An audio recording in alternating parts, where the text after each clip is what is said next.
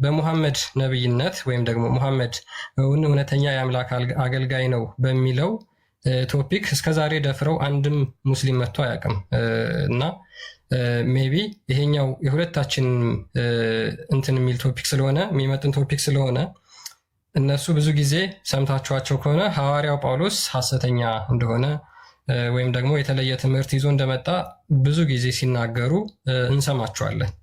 which means እነዚህ የኢስላም አቃቢያን ስፔሻሊ ቲክቶክ ላይ ያሉት ማለት ነው ሐዋርያውን ጳውሎስ ሐሰተኛ እንደሆነ ይናገራሉ።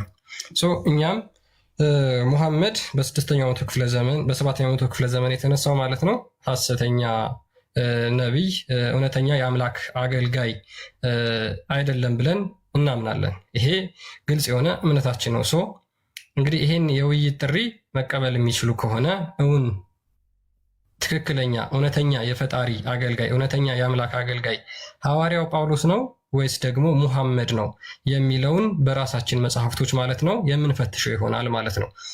እነሱ ብዙ ጊዜ ምንድነው የሚያደርጉት? የራሳቸውን ነቢይ መስፈርቱን አውጥተው መጽሐፍ ቅዱስ ውስጥ ለመወያየት ነው የሚሞክሩት።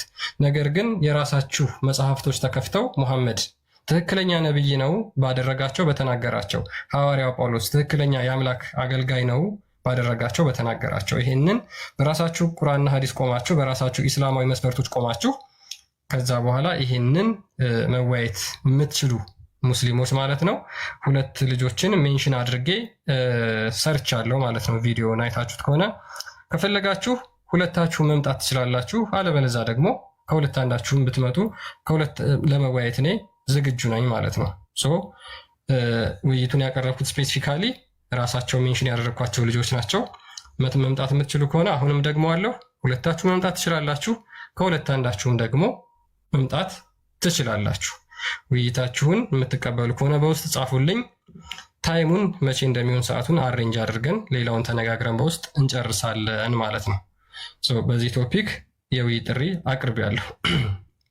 የሰሞኑን ቻሌንጅ በዚህ መልኩ ተቀብያቸዋለሁ እኔ በግሌ ማለት ነው። ሜይ ቢ መቀበል የሚችሉ ከሆነ መምጣት የሚችሉ ከሆነ እናያቸዋለን። በስርዓት በጨዋ ደንብ ሀሳባችንን ሼር መደራረግ እንችላለን፣ ዲቤት ማድረግ እንችላለን ማለት ነው።